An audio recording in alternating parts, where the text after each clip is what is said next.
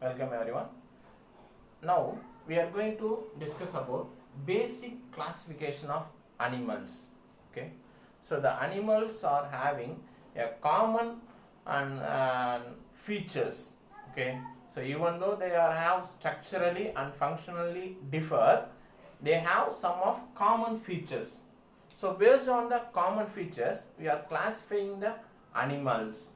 So what are the common features? என்ன மாதிரியான common features வச்சு நம்ம அந்த animals classify பண்றோம் அப்படினு பாத்தீங்கன்னா first one level of organization. Level of organization. Okay. So tissue, cell, organ grade அப்படினு வரும். Okay. And next வந்து பாத்தீங்கன்னா and animals உடைய germ layers. Arrangement of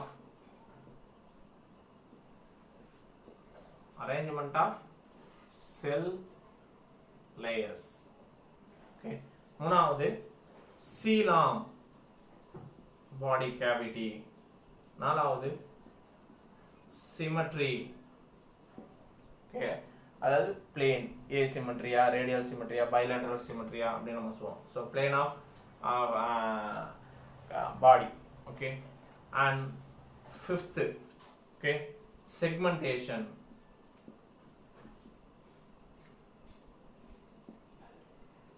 Sixth, அதுல கூட and notocard.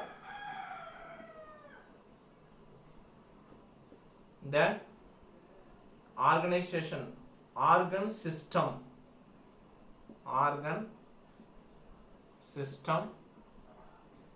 organization. So இந்த மாதிரி different basic characters வச்சு இந்த animals நம்மளால classify பண்ண முடியும். So இந்த classificationல நம்ம first பார்க்க போறது இத எல்லாத்தையும் பத்தியும் நம்ம அடுத்து பார்க்க போறோம். அதுல first நம்ம பார்க்க போறது level of organization. Okay. So the level of organization தான் next நம்ம பார்க்க போறது. Okay.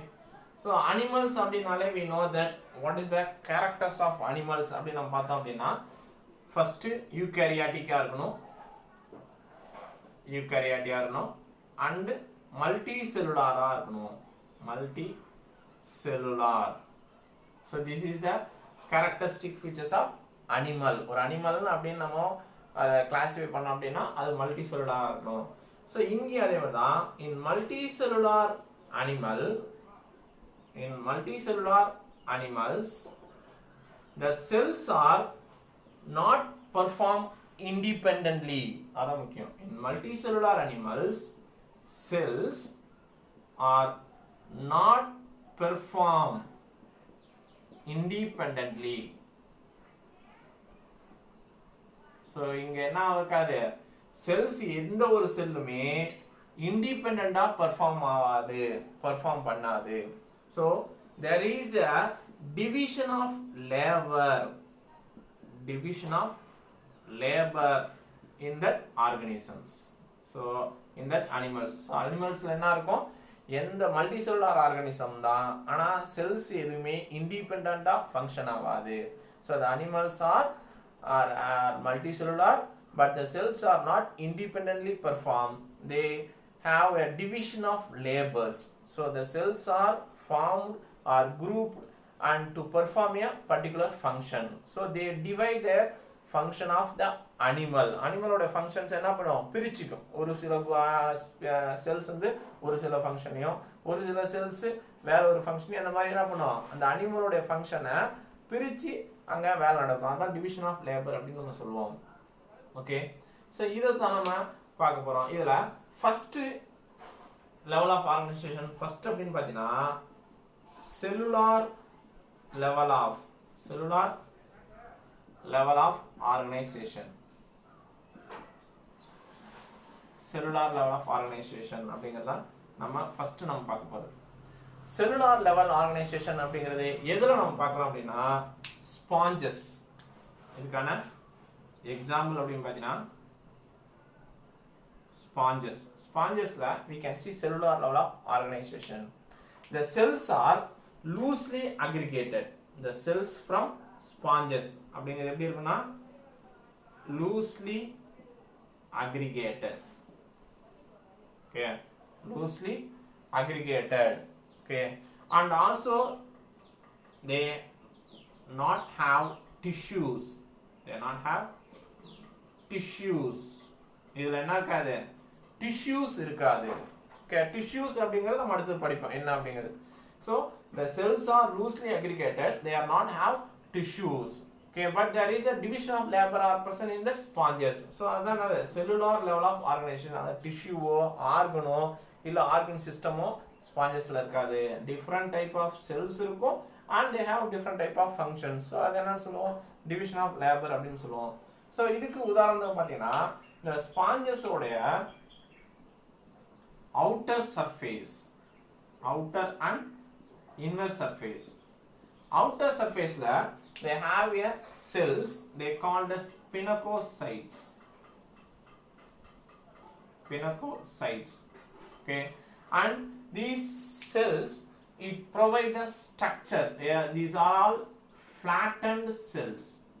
Flattened cell it provide a structure of the animal. The animal உடைய ஸ்ட்ரக்சரை மெயின்டைன் பண்றதுக்கு அந்த செல்ஸ் யூஸ் ஆகுது. பட் அதுவே இன்னர் சைடுல பாத்தீங்க அப்படின்னா they have a cells are called choanocytes. Okay, the cells are called choanocytes. They are flagellated cells.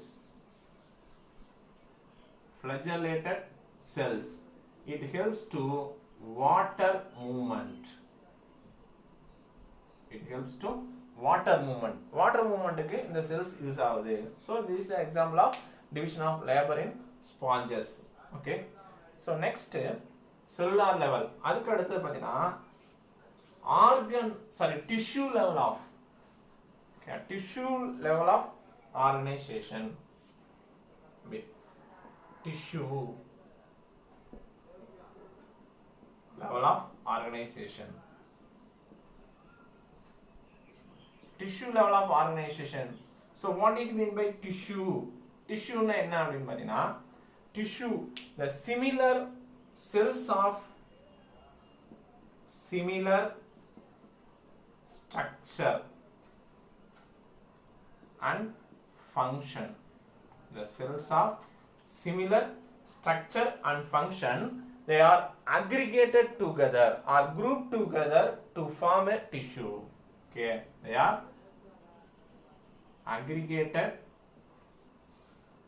together or grouped together to form a tissue. To form a tissue. Okay, so இதுதான் டிஷ்யூன்னு சொல்லுவோம். ஒரே மாதிரி இருக்கக்கூடிய cells, ஒரே மாதிரி structure, ஒரே மாதிரி function கூடிய செல்ஸ் எல்லாமே குரூப்பா சேர்ந்து it form a structure, it called as a tissue. Okay, and they perform a specific function. So எதுக்கு இந்த மாதிரி ஒண்ணாவது அப்படின்னா to perform a specific function. ஒரு குறிப்பிட்ட ஃபங்க்ஷனை பண்றதுக்கு ஏற்கனவே படிச்ச டிவிஷன் ஆஃப் லேபர் அதே தான் இங்க செல்ஸ் எல்லாம் ஒண்ணா சேர்ந்து ஒரு குரூப்பா மாதிரி they perform a specific function. They form as a tissue. Tissue மாதிரி அத ஒரு குறிப்பிட்ட வேலையை அது செய்யும். ஸோ இதைத்தான் டிஷ்யூ அப்படின்னு சொல்லுவோம். ஸோ இந்த மாதிரியான ஃபார்மேஷன் தான் டிஷ்யூ லெவல் ஆஃப் ஆர்கனைசேஷன் சொல்லுவோம். ஸோ இந்த டிஷ்யூ லெவல் ஆஃப் ஆர்கனைசேஷன் நம்ம எங்க பார்க்கலாம் அப்படின்னா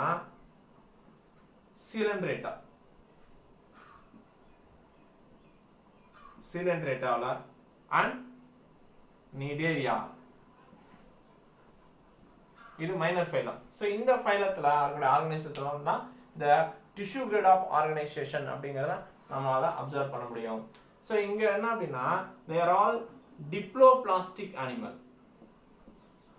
They are all diploplastic animals. Diploplasticனா 2 germ layers மட்டும் இருக்கும். ectoderm and endoderm. There is no mesoderm. So diploplastic animal இங்க தான் tissue grade of organization அப்படிங்கிறது இருக்கும். Okay, then next organ. Okay, organ grade of or organ level of organization அதுதான். Okay, organ level of organization. So organ level of organization அப்படிங்கிறது and the tissue level of organization is the first step. Okay, அதான் ரொம்ப முக்கியம். நீங்க இந்த tissue அப்படி நம்ம சொல்றோம்ல இந்த tissue அப்படிங்கிறது தான் it is the first step of evolution in animal body plan. Animal body plan. So animal உடைய body plan உருவாகிறதுக்கான first step of evolution அப்படிங்கிறது எது அப்படின்னா the formation of tissue. இப்போ இருக்க நம்ம highly evolved animal, mammals, aves, reptiles, amphibians அப்படின்லாம் படிக்கிறோம்ல. So இதெல்லாமே என்னன்னா நிறைய ஆர்கன் சிஸ்டம்ஸ் இருக்கும், நிறைய பாடி பிளான் இருக்கும். பாடி பிளான்னா ஹெட்டு அண்ட் ட்ரங்க்கு, லிம்ஸு, அப்பண்டேஜஸ்ஸு, இந்த மாதிரி நிறையா பிரிக்கிறோம். ஓகேவா? ஸோ அந்த மாதிரி ஏதாவது ஒரு பாடி பிளான் உருவாகிறதுக்கான ஃபர்ஸ்ட் ஸ்டெப் ஆஃப் எவல்யூஷன் அப்படிங்கிறது இங்கே டிஷ்யூ உருவானது தான். Next organ. ஸோ ஆர்கன் அப்படிங்கிறது என்னன்னா different tissues in different patterns, different patterns to form organ for a particular function, form a particular function. அதுதான் ஆர்கன் அப்படின்னு சொல்லுவோம். ஸோ டிஃப்ரெண்ட் டிஷ்யூஸ், ஒரே மாதிரி இல்லாமல் நிறைய வகையான டிஷ்யூஸ் டிஃப்ரெண்ட் பேட்டர்ன்ஸ்லாம் ஒன்றா ஃபார்ம் ஆகிறதுக்கு பேர் தான் ஆர்கன் அப்படின்னு நம்ம சொல்லுவோம். ஸோ அப்படி ஒன்றா ஃபார்ம் ஆச்சு அப்படின்னா அதெல்லாம் கோஆர்டினேட் பண்ணும். இப்போ ஒரு டிஷ்யூ அப்படின்னா டிஃப்ரெண்ட் செல்ஸ் எல்லாம் ஒன்றா சேர்ந்து ஒரு பர்டிகுலர் ஃபங்க்ஷன் செய்யும்போது it's are all coordinated by a nervous cells, nervous and sensory cells. Nervous cells and sensory cells, it helps to perform a cells in coordinated way. அதான் tissue சொல்லலாம். அதே மாதிரி ஆர்கனுக்கும் என்ன அப்படின்னா இந்த nervous system and sensory system அப்படிங்கிறது it also developed for the organ level of organisation. Okay, so இந்த ஆர்கன் லெவல் ஆஃப் ஆர்கனைசேஷன் அப்படிங்கிறது எங்கேருந்து ஸ்டார்ட் ஆகுது அப்படின்னு பார்த்தீங்கன்னா platygal minthus. Okay, the platygal minthus ல இருந்து platygal minthus to higher organisms, from platygal minthus. Okay, platygal minthus ல இருந்து higher organism வரைக்கும் இந்த organ level of organization அப்படிங்கிறது ஃபார்ம் ஆகுது. Okay, and next organ system. Okay, organ system grade of organization. Organ system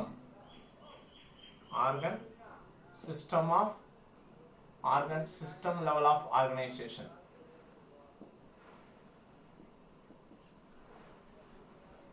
So it is nothing but that organs, many organs, okay, more than one organ அப்படின்னு நம்ம சொல்லலாம். Many organs are involved to perform a function of an animal. We call as organ system. Many organs are involved for a function.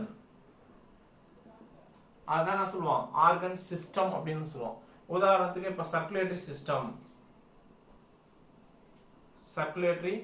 System அப்படின்னு நம்ம சொல்லுவோம். என்ன சொல்லுவோம்? the movement of blood அப்படின்னு சொல்லுவோம். இப்போ இங்க என்னென்ன organ? Heart, blood vessels.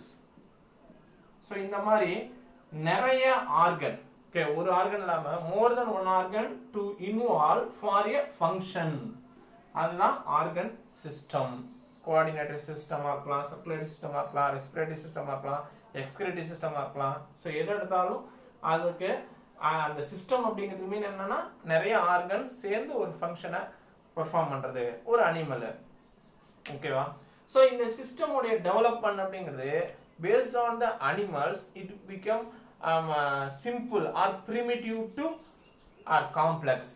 So இது எங்கேருந்து இந்த சிஸ்டம் கிரேட் ஆஃப் ஆர்கனைசேஷன் உருவாகுது அப்படின்னு பார்த்தீங்கன்னா ஃப்ரம் ஆஸ்கல்மின்தஸ் ஆர் நெமட்டோட் அப்படின்னு சொல்லுவோம். From aschelminthes to chordata. Okay, ஆஸ்கல்மின்தஸ்லேருந்து கார்டேட்டா வரைக்கும் they have a system grade of organization.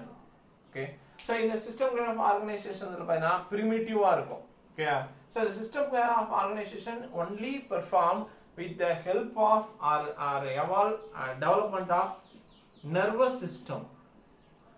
இது ரொம்ப முக்கியம். ஆல்ரெடி சொன்னதான். The nervous systemத்தோட அத கோஆர்டினேஷன் சொல்லுவோம். nervous system and sensory system. இதோட development is more important for the function of organ systems in the animals. Okay, so it may be, so இதோட the complexity இந்த organ system அப்படிங்கறத என்ன உருவாச்சு அப்படினா அனிமல்ஸ்ல வந்து காம்ப்ளெக்சிட்டியை உருவாச்சு.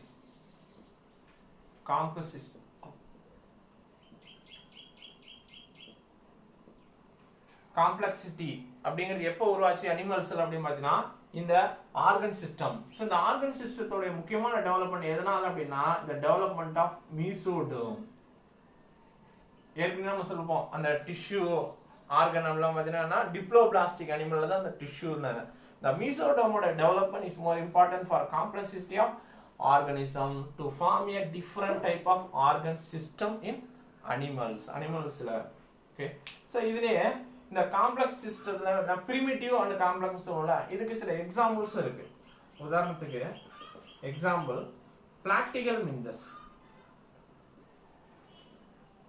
பிளாக்டிகல் மிந்தஸ்ல பாத்தீங்கன்னா the digestive system அப்படிங்கிறது incomplete digestive system அப்படின்னு சொல்லுவோம். incomplete digestive system. அதுவே அதுக்கப்புறம் இருக்கக்கூடிய ஆஸ்கல் மிந்தஸ்ல இருந்து பாத்தீங்கன்னா complete digestive system. complete digestive system அப்படின்னு நம்ம சொல்லுவோம். சோ என்ன வித்தியாசம் அப்படின்னு பாத்தீங்கன்னா இந்த பிராக்டிகல் மிந்தஸ்ல இன்கம்ப்ளீட் டைஜஸ்ட் சிஸ்டம் அப்படிங்கிறது there's only one opening. It acts as a both mouth and anus. mouth anus ரெண்டும் ஒரே ஓபனிங் ஃபங்க்ஷன் ஆகும். பட் அதுவே கம்ப்ளீட் டைஜஸ்ட் சிஸ்டம் அப்படின்னா it has two openings. டைஜஸ்ட்ல ரெண்டு ஓபனிங் இருக்கும். One for mouth, another for anus. So இதான். So இதுக்கு இன்னொரு எக்ஸாம்பிளும் இருக்கு. Okay, so இன்னொரு எக்ஸாம்பிள் பாத்தீங்க அப்படின்னா closed and as well as open circulatory system அப்படி நம்ம சொல்லுவோம். Okay, closed circulatory system அப்படின்னு சொல்லலாம். இன்னொன்னு and open circulatory system அப்படின்னு நம்ம சொல்லுவோம். the closed circulatory system அப்படிங்கிறது பார்த்தீங்கன்னா and evolution highly evolved organism தான் the closed இருக்கும். it has blood vessels with different diameters. okay, the blood vessels என்ன இருக்கலாம் at artery, veins, capillaries இந்த மாதிரி different diameters இருக்கும். ஸோ அந்த blood vesselsக்குள்ள blood flow ஆகும். அதான் closed circulatory system அப்படின்னு சொல்லுவோம். இதுக்கு எக்ஸாம்பிள் அப்படின்னு பார்த்தீங்கன்னா அன்னலிடா இருக்கு. அடுத்தது கார்டேட்டா. ஸோ இது எல்லாத்துலேயும் என்ன அப்படின்னா க்ளோஸ்டு. அதுவே ஓப்பன் அப்படின்னு சொல்லுவோம். ரெண்டாவது ஓப்பன் சர்க்குலேட்டரி சிஸ்டம்.